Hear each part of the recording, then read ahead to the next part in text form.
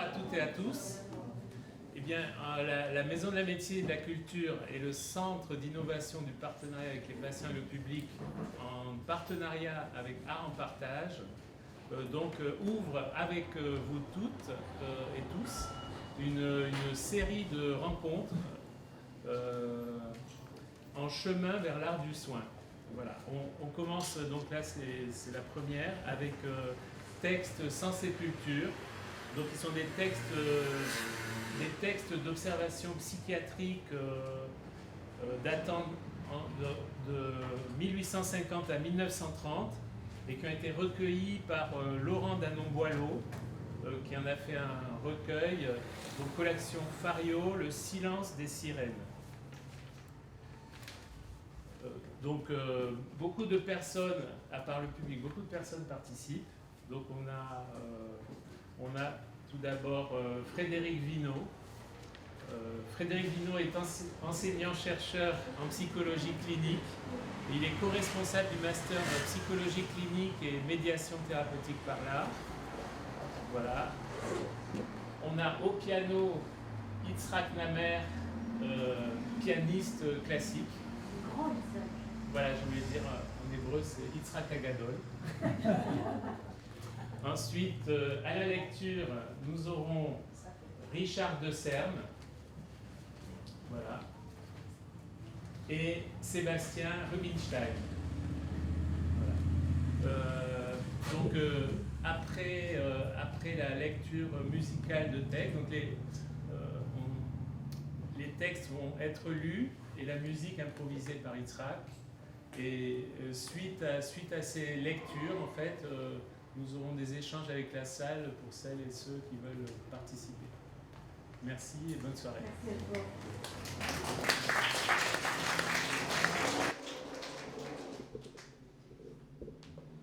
Bonsoir à tous. Alors ce matin, en prévision de cette introduction, j'ai voulu commencer à écrire quelques notes. Et puis voilà, j'en suis à deux pages. Bon. Je voudrais... donc Jean-Michel m'a demandé... vraiment, enfin, je te remercie, quoi. M'a demandé d'introduire comme ça cette soirée, de dire quelques mots sur ce livre, Texte sans sépulture,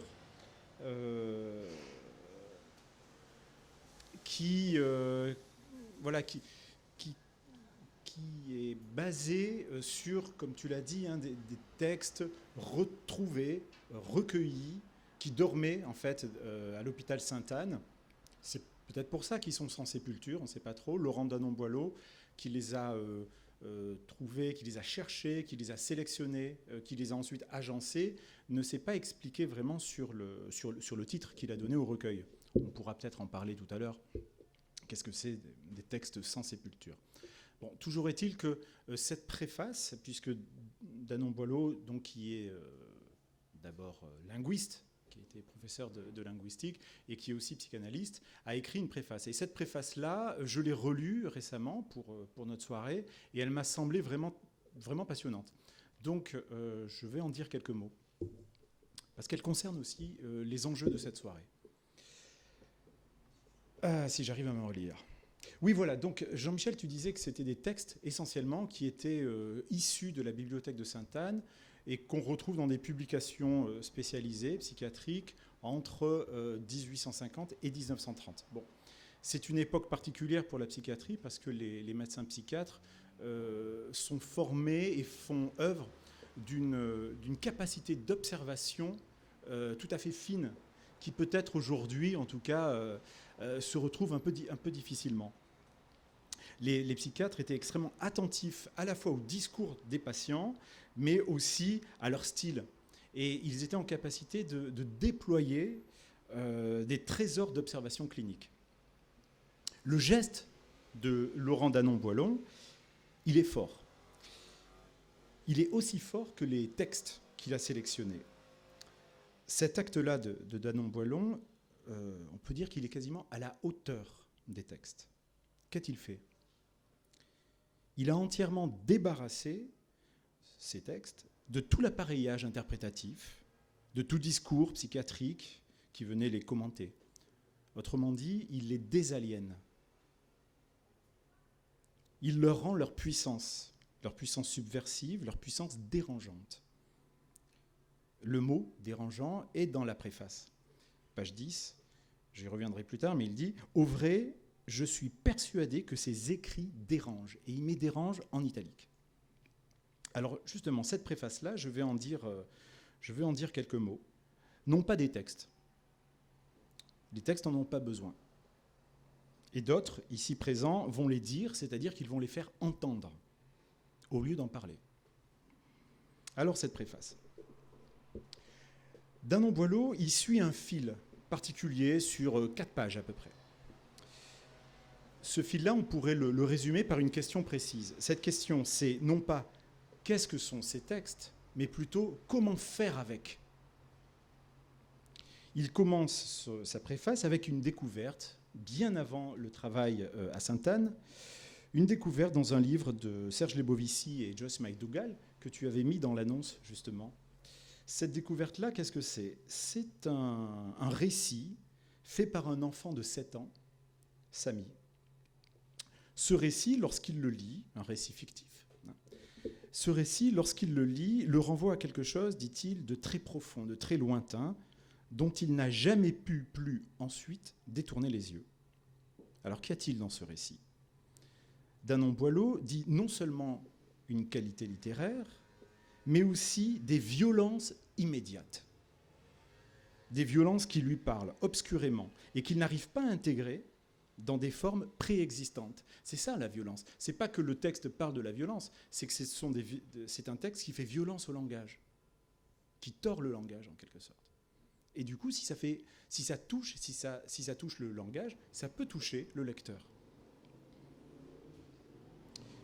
Il raconte qu'à cette époque, Danon Boileau, donc, il écrit des contes. Et après avoir hésité, il tente d'intégrer ce passage de Samy dans un conte qu'il écrit, mais ça n'a pas fonctionné. Le récit de l'enfant était, semble-t-il, plus fort que sa propre écriture, que sa langue. Il ne pouvait pas être assimilé. Il y avait quelque chose dans ce récit qui n'était pas soluble dans une écriture normée. Il y a quelque chose d'insoluble, dans les deux sens du terme, qui ne peut pas se dissoudre, et en même temps qui évoque une question à laquelle aucune réponse ne peut être donnée. C'est donc plus tard que Danon Boileau a rencontré ces textes de Sainte-Anne lors de ses recherches de linguiste et d'analyste. Il y rencontre, dans la bibliothèque, le langage clinique admirable des siècles passés, dont la qualité, on va y venir, installe un lien particulier avec les paroles des patients. Je cite Danon Boileau, page 9. « Le langage clinique me paraissait admirable. Les métaphores surtout, même lorsqu'elles s'attachaient à observer et à décrire, donc les métaphores des psychiatres, ces figures tissaient et prolongeaient le génie propre de la langue des patients. » C'est intéressant, c'est magnifique. C'est-à-dire qu'il n'y a pas de coupure dans ces textes-là, entre d'un côté paroles de patients et de l'autre côté commentaires psychiatriques. Il n'y a pas coupure, il y a tissage entre les deux. Mais la suite du texte est encore plus intéressante. Le choc avec les textes des malades même fut plus fort encore. Ce fut un révélateur. J'y retrouvais des mouvements comparables à ceux que j'éprouvais alors dans mon analyse. Ce n'était plus l'expression de la folie, mais celle d'un combat contre les monstres de l'inconscient et du corps malade. Magnifique passage. Les mots choc, révélateur, rappellent justement ce qui s'est passé auparavant à la lecture du petit texte de Samy. Il y avait, Danon Boileau avait rencontré quelque chose de très profond, très lointain, et maintenant, à Sainte-Anne, il retrouve des éprouvés comparables à ceux de sa propre analyse. C'est une espèce de fraternité qui peut enfin être reconnue, ou qui peut être reconnaissable. Comme dans cette phrase, par exemple, « Ce n'était plus l'expression de la folie, mais celle d'un combat contre les monstres de l'inconscient et du corps malade. » Ce n'était plus. C'est-à-dire qu'il y a toujours la tentation de se remparder derrière un diagnostic pour se couper de l'autre et de ne pas reconnaître ce que nous partageons avec lui. Cette continuité, comme ça, entre normal et pathologique que Freud avait amené.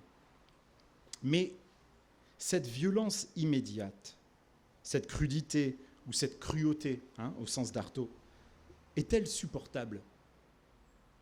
Est-elle acceptable? Ou plutôt, à quelles conditions? Car il faut des conditions pour accueillir ce contre quoi nous nous sommes construits, les monstres de l'inconscient, comme dit Laurent Danon-Boileau. Les monstres-là de l'inconscient, c'est à la fois ce qui nous constitue le plus intimement, le refoulé, le fort clos, mais en même temps, ce dont nous ne voulons rien savoir. Et lorsque nous y sommes confrontés, cette part obscure de nous-mêmes, ça peut être l'effroi, ça peut être la fascination aussi, une espèce de fascination obscène. C'est justement, dans cette préface, une question que Danon-Boileau n'a pas évitée. Il la traite, il se la pose comme question. Est-ce que je n'ai pas été fasciné par ça? Est-ce qu'il n'y a pas quelque chose d'obscène dans ces textes-là, ou dans mon attrait pour eux? Alors justement, à quelles conditions ces textes peuvent-ils être recevables, sans qu'on soit tenté tout à coup de s'en protéger par un discours psychiatrique, pathologisant, stigmatisant? C'est l'enjeu de cette soirée. Une façon de ne pas être à la hauteur de ces textes serait justement de les enfermer dans une case, de n'y voir que les manifestations de pathologie soi-disant connues, c'est-à-dire de les enfermer dans du déjà connu.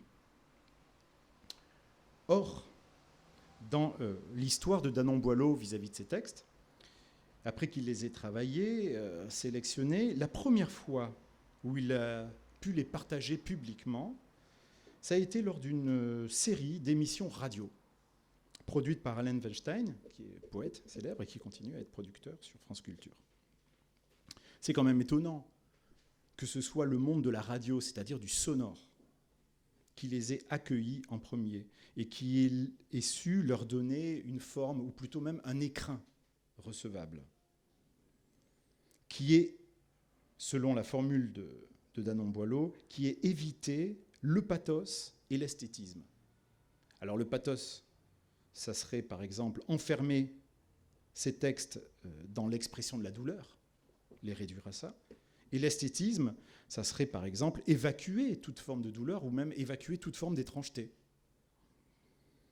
Donc c'est en suivant cette ligne de crête difficile, délicate, que Danon-Boileau est arrivé petit à petit à une première reconnaissance, et il y a ce mot dans la préface, un premier partage. Je trouve que le mot est fort ici même, dans ce lieu. Alors après l'expérience radiophonique, il a poursuivi le travail, il les a publiés une première fois en 1980, et puis le texte était épuisé, et donc l'an dernier, je crois, il y a eu cette nouvelle édition qui nous a permis aujourd'hui de nous rencontrer. Cette nouvelle édition, et la première d'ailleurs aussi, c'est une publication des textes sous une forme entièrement brute. Il parle d'une matière brute, qui permet peut-être, justement, comme c'est découpé de tout savoir, de toute contextualisation sur les patients, sur les auteurs, qui permet peut-être justement de ne pas en faire l'objet d'un regard scientifique, mais plutôt le lieu d'une écoute. On revient au sonore. Une écoute dérangeante, dérangée, et qui appelle à une mise en forme, une réception, qui appelle à une réponse. Alors pour finir, je vais citer un dernier passage de la préface. Au vrai, je suis persuadé que ces écrits dérangent. Ils sont littéraires, mais ne sont souvent l'effet d'aucun art délibéré. Ils font l'écho en nous à des angoisses archaïques, mais nous ne sommes pas fous. Ils recèlent une vérité, mais laquelle ? À chaque fois que je les relis, il me semble que je les manque, ces textes-là. Alors ces écrits dérangent, déjà parce qu'ils ne rentrent dans aucune case, du fait de leur beauté sauvage, de leur sauvagerie, comme pourrait dire Vinclair. Ensuite, parce qu'ils nous dérangent, ils nous déplacent. Ils font écho en nous, mais à quelque chose d'insaisissable. À chaque fois que je les relis, il me semble que je les manque. J'adore cette phrase. Mais c'est justement parce que nous manquons à les saisir, à les comprendre, c'est justement pour ça qu'il nous appelle. Il nous appelle à créer à notre tour, et d'où l'intérêt de la lecture musicale de ce soir. Et peut-être ça pourrait être une orientation pour nos échanges tout à l'heure, non pas parler des textes, mais plutôt de ce qui s'est passé dans leur réception. Je vous remercie, et puis à tout à l'heure peut-être.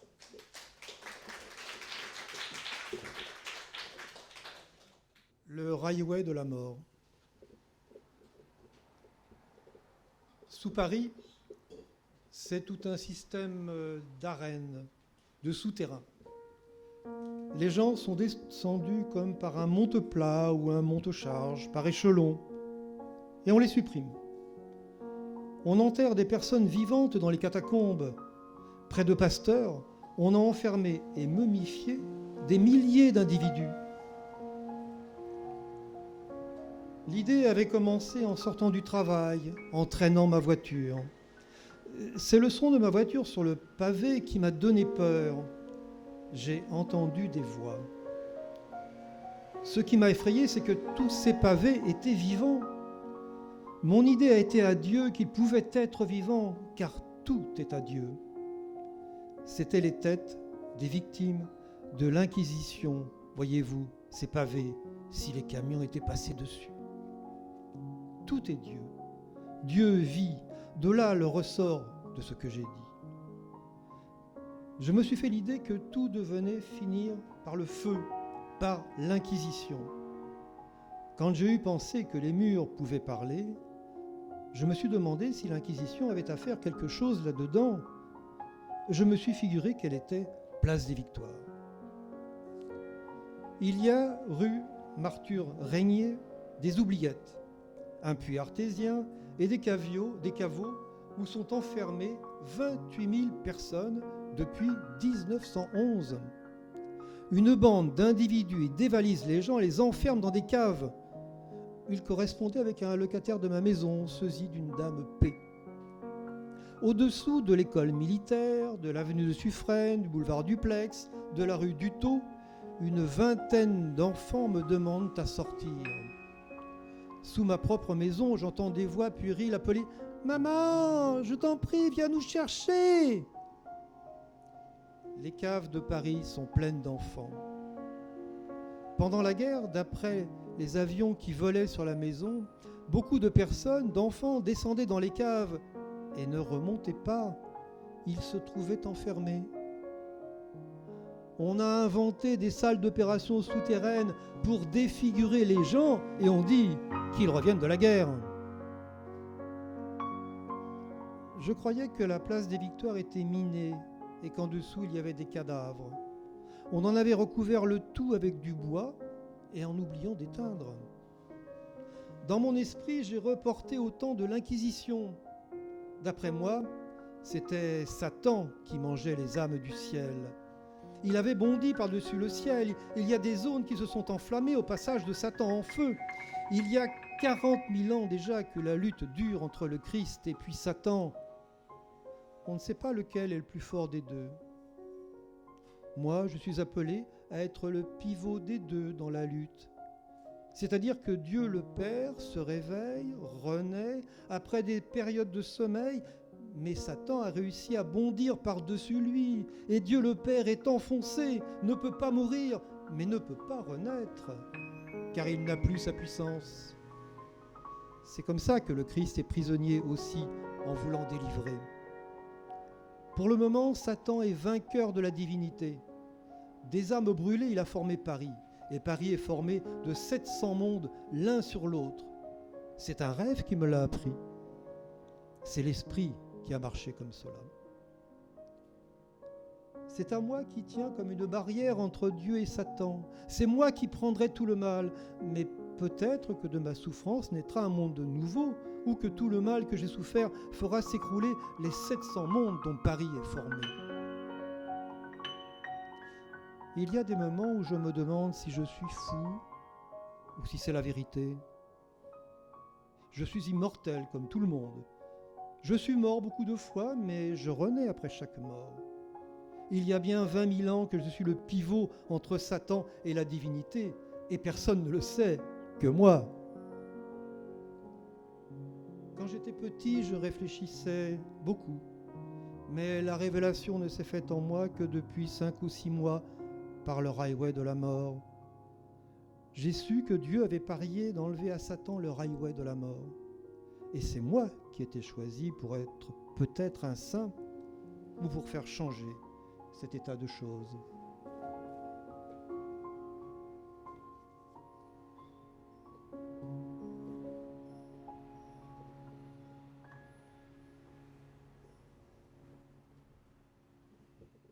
La fin du monde.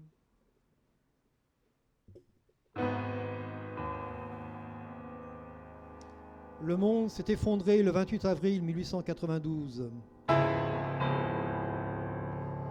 Il y a de cela des siècles, des millions, des milliards, des centaines de milliards de siècles.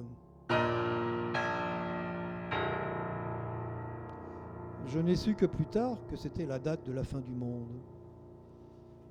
Depuis ce moment, il y a longtemps, tout le monde est mort. La terre ne produit plus rien. Les personnes qui m'entourent sont toutes mortes. Elles ne ressemblent pas, il est vrai, à de vrais morts, bien qu'ils aient les yeux changés. Ils ont l'air de gens vivants, et cependant, ils sont morts. Il n'y a plus que des âmes, comme des ombres, des esprits, mais qui ne sont pas purs par ma faute. C'est pour moi que tous les morts travaillent et souffrent. Je suis responsable non seulement de tout cela, mais encore d'avoir empêché, en causant la fin du monde, tous les mariages qui auraient pu donner lieu à des naissances qui ne se sont pas produites. Je réponds pour ceux qui sont morts et aussi pour ceux qui ne sont pas nés. Il ne s'est rien fait de naturel depuis la fin du monde. La dernière neige naturelle est tombée en 1891. Il n'y a plus que moi de vivant. Il n'y a plus personne sur Terre, plus de blancs, plus de nègres, plus d'Afrique, plus d'Amérique, plus d'étoiles, plus d'arbres, plus de printemps, plus d'hiver, plus de saison. Les arbres sont bien des arbres, mais ils ne sont plus comme avant. Ils sont morts. Des jours, il n'y en a plus, plus d'années, plus de siècles. Il n'y a rien. Tout ce qui existe n'existe pas, ou plutôt, tout ce qui existe existe, mais tout ce qu'on voit n'existe pas. Il n'y a que moi qui existe. Celui que j'appelais mon mari souffre d'une bronchite depuis le déluge, et je ne sais pas quand cela finira. Les jours de maintenant sont des milliers de siècles, et plus nous allons, plus ils s'allongent. Dire qu'un si petit corps a pu faire tant de mal.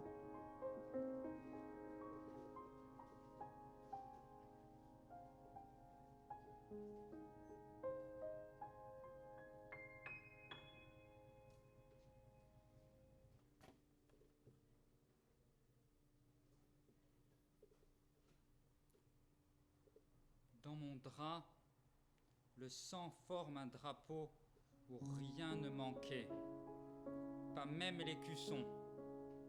À côté, un navire. Au-dessous, la première lettre du nom de ma mère. En face, un cœur et un homme aussi laid qu'un homme. Dans mon pantalon, un serpent qui va mordre. Une figure de femme qui le regarde. Et au-dessus, une femme sur une hauteur tenant un étendard à la main. Dans l'autre jambe, la figure d'un homme. Au milieu, une île. À côté, un bébé qui vient de naître. Dans ma chemise, c'était rempli d'arbres.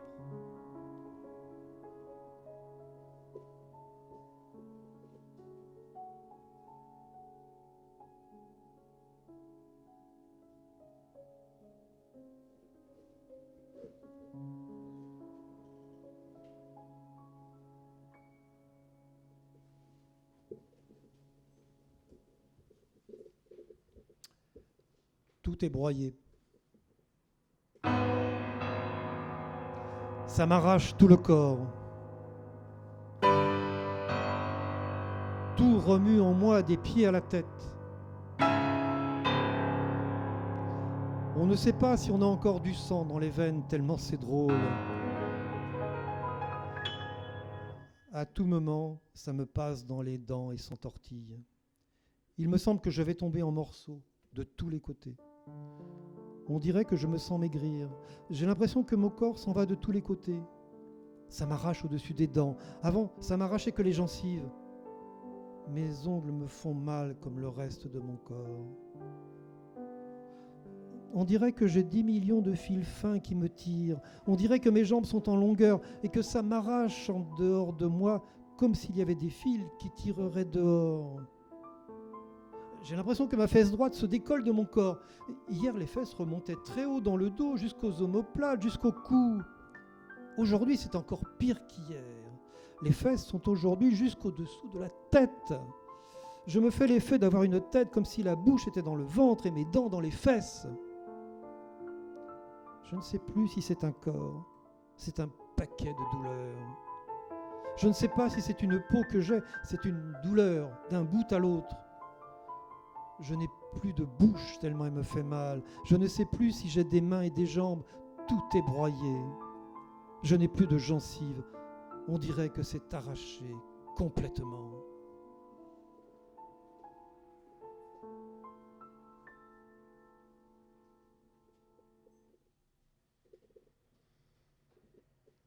Tout est disloqué.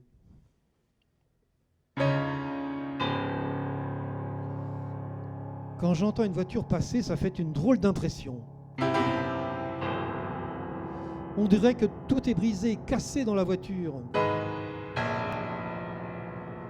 Quand j'entends les cloches sonner, on dirait que tout est détraqué dans ces cloches. Tout ce qui remue, tout ce qui bouge, tout fait une drôle d'impression. On dirait que tout est disloqué, cassé comme mon corps.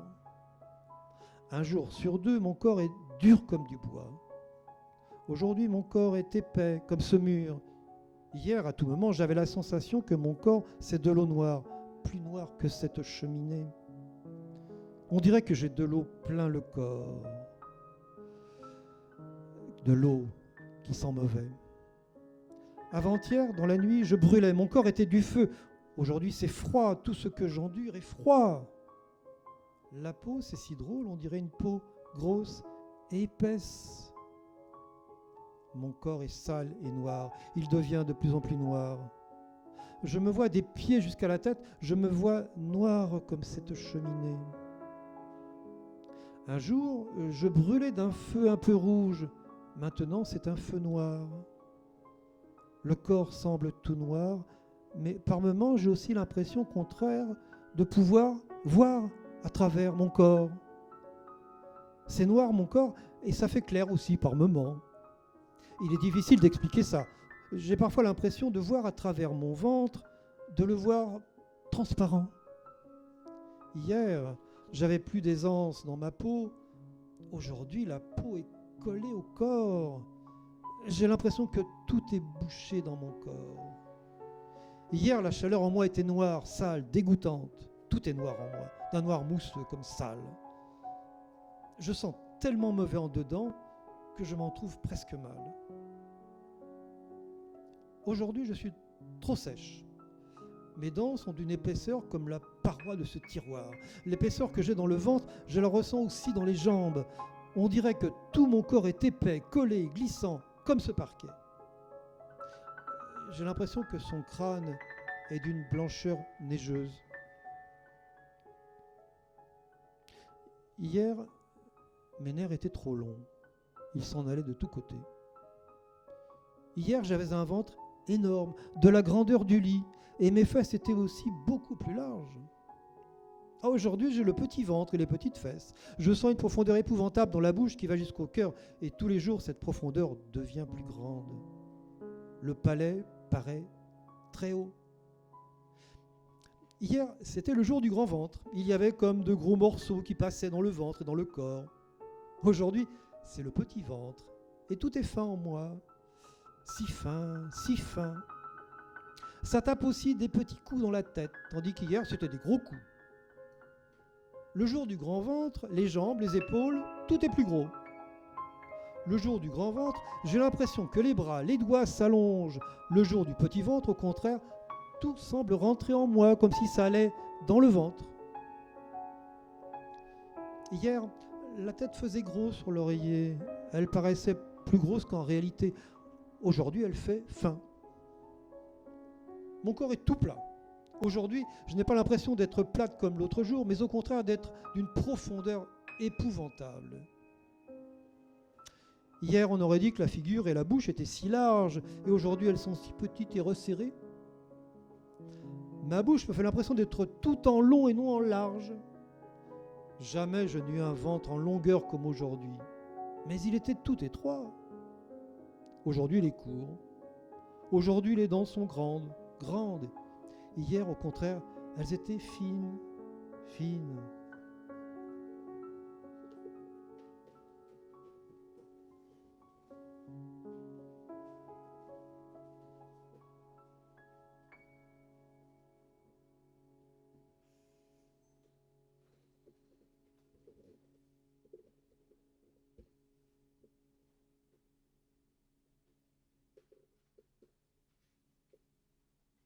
On cogne dans les murs. On fend le plafond au-dessus de ma tête. Par là, on m'injurie. D'abord les insultes brèves. Charogne, salope. Puis ils ont dit des phrases menaçantes et ils ont jeté des acides, du pétrole. Ils ont envoyé les pestes coupantes sur la tête, verte lorsqu'elle tombe sur ma tête. Je me suis couverte, d'abord avec un livre, puis avec un carton épais graissé de saindoux, enfin avec une casserole en cuivre. Le pharmacien, qui a qualité pour analyser les pestes, a mis sur la fente du plancher un sparadrap puant qui sentait la moutarde et piquait le corps. Il y a de la charognerie autour de moi. Alors, je vais chercher du sparadrap autour du cou, sur l'estomac. Mais on me vole les os de mon corps.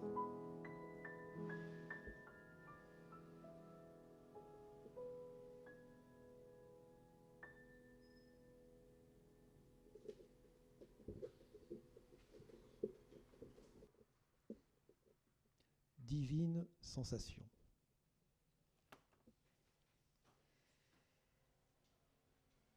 Il m'arrive d'être pénétré par votre divine grâce qui m'entre par votre divine fleur d'amour et qui, me faisant frissonner comme si ma chair était poudrée d'amour, m'arrive jusqu'à la gorge.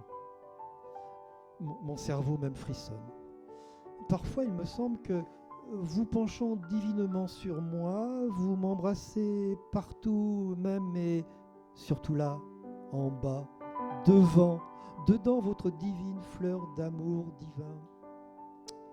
Je voudrais, puisque je me suis donné à vous pour toujours, mon Dieu, et que tout ce que j'éprouve n'est point ce que j'ai éprouvé jusqu'à présent, et me semble, et sont de divines sensations, je voudrais les ressentir comme plus fortement, plus intimement aussi, et que nul autre que vous, mon Dieu, ne le sache. C'est aussi aux beaux et divins seins que vous avez voulu me donner et qui sont à vous, comme tout mon être, que votre divine caresse m'arrive. Je l'attends et la désire plus près, plus enveloppante. J'y voudrais vos divines lèvres. J'en voudrais sentir les deux pointes semblables à deux framboises roses divinement pressées, sucées, gardées par vos divines lèvres, toujours, mon Dieu, puisque je suis entièrement à vous, qu'il n'est pas une fibre de mon être où je ne désire votre divine caresse, divine, en sa divine douceur, divinement passionnée. Ces bêtes me tourmentent le ventre, les parties intimes, l'estomac, le visage et même les seins. Ces bêtes parlent et on la voit des personnes dont elles proviennent. Il m'est impossible de penser à la prière sans que les bêtes que j'ai en moi s'éveillent en menaçant. Cette bave me fait mal au cœur. Hier, elles m'ont mordu le larynx alors que je voulais dire simplement « Pardon, mon Dieu ». Ces bêtes se lèvent dans l'endroit où elles sont tapies pour manger la nourriture que j'absorbe et elles expriment leur mécontentement lorsque les mets ne leur plaisent pas. Il me semble aussi que j'ai des enfants en moi. Ils parlent et semblent me défendre. Ils disent à celles et à ceux qui m'approchent avec une mauvaise intention « Nous vous châtions comme vous le mériterez ». Ils disent aussi « Maman et papa ». Je les ai toutes en moi, voix de parents et d'amis, voix d'enfants. Il en est de divines, il en est de sublimes, il en est de moqueuses. Il en est qui sont de l'inconnu. Il en est d'autres qui viennent de l'immensité. Il en est qui viennent d'au-delà de la nue, plus douces que le zéphyr. Elles répondent à mes pensées. Je sais les éloigner quand elles me fatiguent.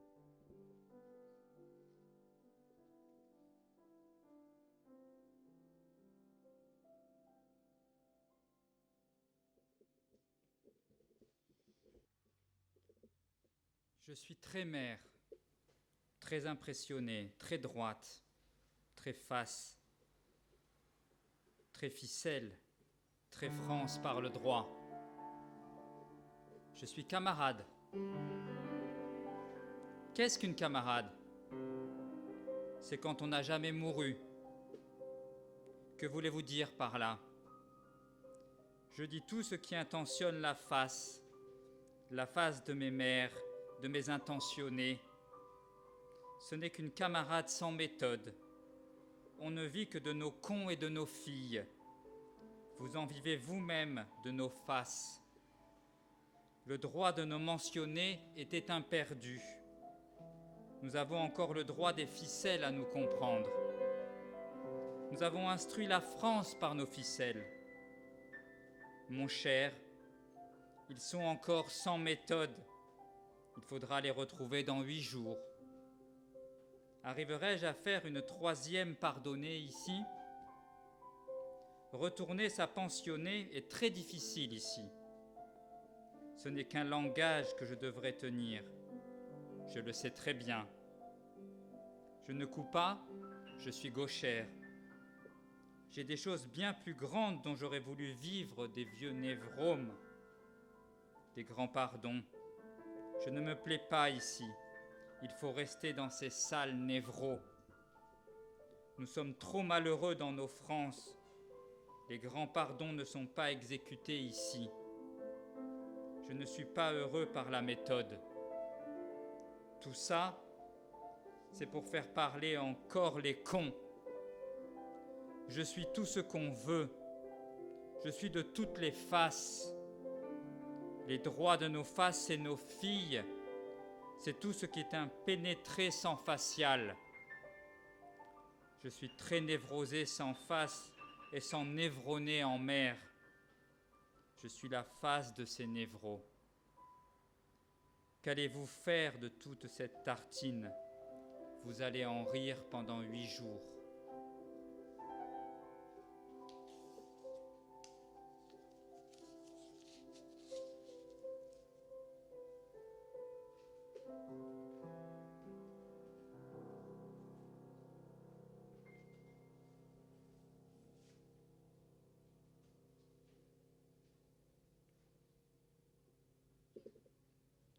On me goule, on me suce le sang, on m'arrache les os. Il y a Giblas Giblotte, l'invisible dédoubleuse de face. Puis la demoiselle dite chien sale, empaleuse, faiseuse de dégâts en gorge, micheuse et frôleuse de face. Le forçat brun, épine dorsalier, arracheur d'épines dorsales. Madame Duchard, qui lambéante la chair humaine, les coris de l'omnibus, le journal illustré qui m'ont farfadé une nuit et m'ont arraché une quantité extraordinaire de petits os montant au nombre de 5000. Madame Dagory, qui m'a blessé dans mon dessous de front, comme je le suis et abîmé derrière le nez. Il faudra même que le raccommodeur retemplier soit très habile pour me réparer.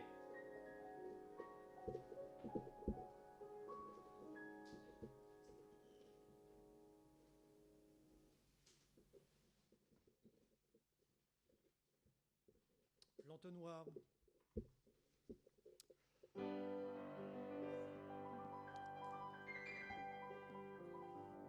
L'abîme en entonnoir le représente enfin. Étant un entonnoir dont on perçoit la fin, lentement on arrive à son extrémité. Cruelle appréhension, lugubre anxiété, ce tuyau vous appelle, et c'est pour vous murer. Menaçant, il vous crie qu'on n'y peut respirer. Marche en rétrécissant toujours de plus en plus, qu'on voudrait reculer. Hélas, nul ne peut plus. L'étreinte vous saisit, le souffle est arrêté, quoiqu'en ayant sa tête, on est décapité. La poitrine oppressée réclame en vain de l'air. Cette lente asphyxie dans ce boyau sans air martyrise votre âme autant que la pensée, qui, lucide quand même et pourtant écrasée, comprend qu'il est oiseux d'attendre du secours dans cet étroit cachot qui vous répond « Toujours, toujours, ah oui, toujours !» Quelle désespérance vient s'ajouter encore à l'horrible souffrance. Encaissé, sans mourir, comprimé, séquestré, on vit dans cette tombe engloutie, calfeutrée.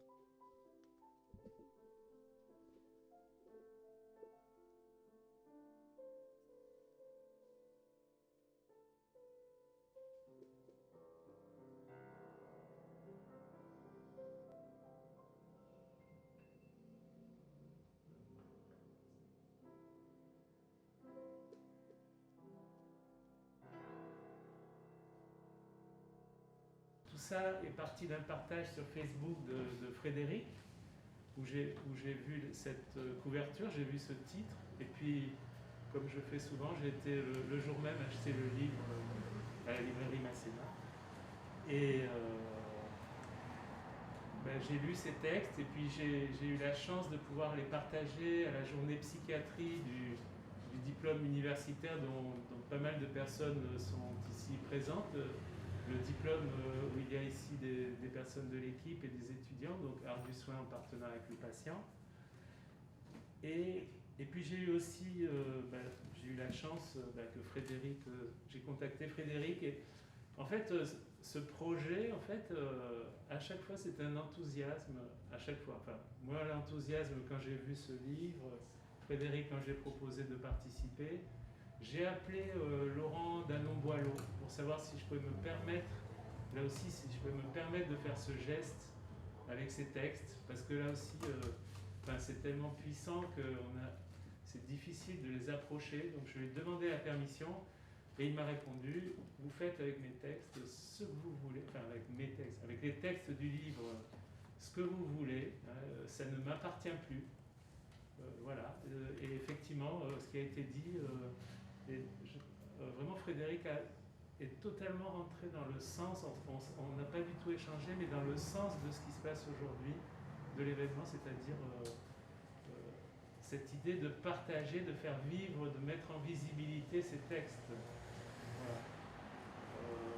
Moi j'avais vraiment vu, mais ça sera la suite après, vraiment cette idée d'essayer de repousser la stigmatisation en psychiatrie, c'est ce qui m'avait touché. Enfin, c'est vraiment ce qu'il a dit, c'est-à-dire des textes qui nous échappent. Et on ne peut même pas les stigmatiser. Voilà. Et voilà ce que je voulais dire. Et merci Sébastien. Et puis on remerciera aussi la technique. Ça va être enregistré. Donc Johanna et Sinclair et Léonore à la technique, voilà, qu'on peut remercier aussi.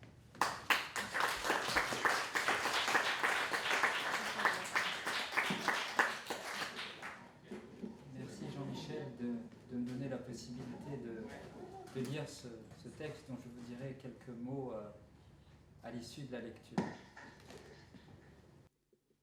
le casino des âmes moribondes. Le silence et puis le vide. Cette sensation de plénitude. Cette sentence qui tombe comme un couperet. J'écoute mon corps. C'est presque 48 heures dans ma tête. Fut-elle plus longue ? Je ne sais pas. Je n'ai pas de mots pour décrire ce silence. J'écris pour qu'il ne paraisse plus. Au moment où ma plume effleure cette page blanche, oui, cette plume que j'essaye de tenir entre mes 3 doigts, cette plume à laquelle je me raccroche comme au bord d'un précipice vertigineux. Je lève les yeux dans le ciel de mon esprit et aperçois ce nuage de fumée m'embrumant le cerveau depuis quelques années. Dieu me garde d'arrêter la clope plutôt que d'attendre qu'il me fasse signe. Comme tous mes camarades, nous fumons ambulants. Nous sommes des fumanbules dans cet égrégore psychiatrique m'agaçant au plus haut point. Ce n'est pas l'équipe soignante ni les patients au demeurant charmants, bien au contraire. Le plus paradoxal est que je m'y sens bien. Mon problème le plus récurrent est que j'ai trop souvent envie de les envoyer balader quand je rentre chez moi. Mais quand je m'y rends, je me conditionne dans le tram en faisant quelques respirations convenues. Quand j'arrive sur le trajet du CMP, je m'en grille une et je lâche un grand sourire à la première personne qui passe. Je me lance dans un ballet macabre de sourires, vu mon faciès décrépit, mon haleine crépitante de cynisme dissimulé derrière cette bonne humeur outrancière. Je ne fais pas partie de ces gens qui disent ce qu'ils pensent, mais plutôt de ces gens qui pensent ce qu'ils disent. Si je pouvais leur dire un mot à ces badauds qui nous dévisagent lorsque nous sortons du CMP, ce casino des âmes moribondes qui n'en finissent plus de stresser aux alertes à la bombe. Là, tous ces regards méprisants, dès qu'ils passent aux alentours du CMP, nous scrutent avec ignorance. Je veux bien être parano, schizophrène ou bipolaire, mais nous sommes tous des êtres humains à part entière. Je vis ce calvaire avec mes congénères depuis mon agression. Bref, assez parlé de moi. Je suis là pour témoigner de la souffrance de chacun. Lorsque je monte au 3e, il y a toutes ces personnes que je côtoie. À mon arrivée, le premier que je salue d'habitude, c'est Rodolphe, un homme très charmant, à l'apparence débonnaire. Faut pas lui en promettre à Rodolphe, c'est la force tranquille. Quand il gueule, c'est qu'on lui a marché sur son honneur. Il est brave comme le pain, mais quand il s'énerve, bonjour madame, il fait trembler les murs. C'est le taulier. Le plus sage et le plus joyeux, c'est Albert. Il a des problèmes d'élocution, mais on le comprend très bien. C'est une tronche, un ancien ingénieur en électronique. Il y a aussi Solange, qui me rappelle étrangement ma grand-mère paternelle. J'ai beaucoup d'affection pour elle. Toujours à ses côtés, Solène, si douce, si apeurée. Je ne sais pas pourquoi, je ne veux pas rentrer dans leur intimité, par respect pour eux. Parfois, cette question me vient à l'esprit. Qui je suis et non qui suis-je ? Peut-être placer l'ego au centre de toutes les attentions se fixant sur moi, telle une vie révélée où je serai le héros de cette incarnation. Si nous passons notre temps à nous demander qui nous sommes, nous oublions la véritable essence de la vie, être ce que l'on est.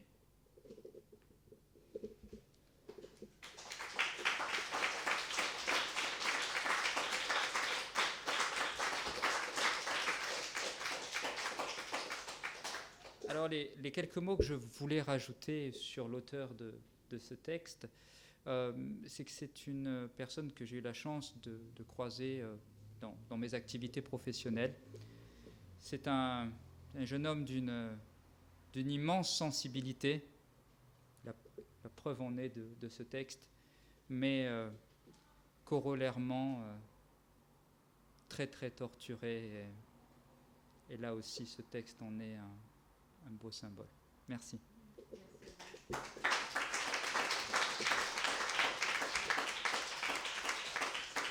Je me suis inspiré un peu de Rachmaninov, parce que Rachmaninov, c'est un compositeur qui, au deuxième concerto, qui est aux États-Unis, exilé, il s'est inspiré parce qu'il était en moment de dépression. La Russie le manquait. Et effectivement, depuis 1917, il avait quitté, après la Révolution d'Octobre, un peu avant, bien sûr. Et à un moment donné, il a fréquenté Gershwin. Et grâce à Gershwin, qu'il a eu cette espèce de sympathie, et qui s'est attaqué un petit peu entre, on va dire, un peu de concerto jazzman. Mais que ce n'est pas jazzman du tout. Il est très classique, surtout très russe, très conservateur. Et en même temps, bien sûr, il y a ce concerto numéro 2 qui donne un éclat extraordinaire. Parce qu'il fait venir le cloche de Moscou à l'intérieur des États-Unis et à son âme. Et là, il a empathie, il fait quelque chose d'extraordinaire. Remarquez, c'est violent, c'est brûlant, parfois c'est très frappant, mais à l'intérieur, vous le vivez. Et celui qui ressent, il va ressentir pas les cloches de Moscou, il va ressentir ses propres douleurs. Tant d'années d'exil, et c'est une manière d'être malade aussi.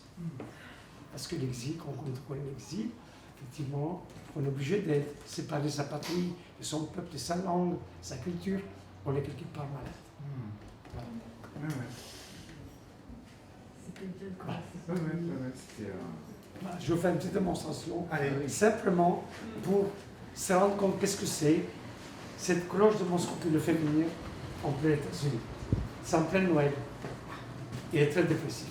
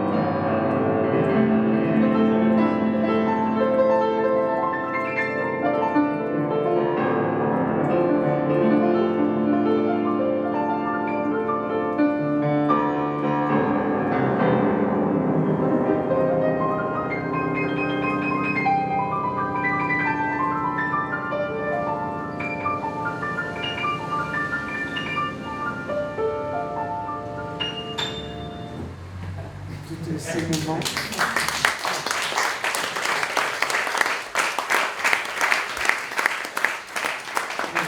C'est pas moi, c'est Rachmaninov pour vous remercier.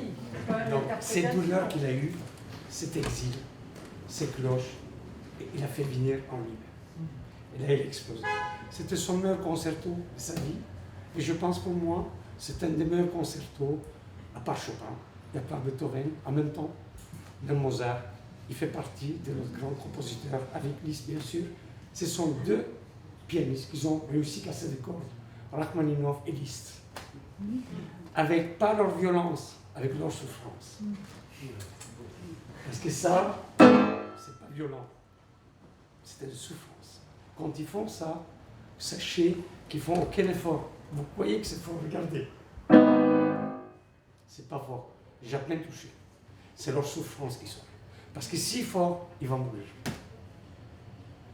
Voilà. C'est ça qui est extraordinaire, parce que tous ces compositeurs qui ont quelque chose, malheureusement, avec les autobiographies que j'ai étudiées, en 15 ans de conservatoire, j'ai vu qu'ils étaient tous pareils. Tous souffrants, tous extraordinairement touchés dans leur âme, pas sentimentalement, pas familialement, à eux-mêmes déjà. Ils ont une souffrance énorme, car la musique fait souffrir. Et la musique fait compatir au cerveau. Voilà, ça va ensemble. Voilà. J'étudie.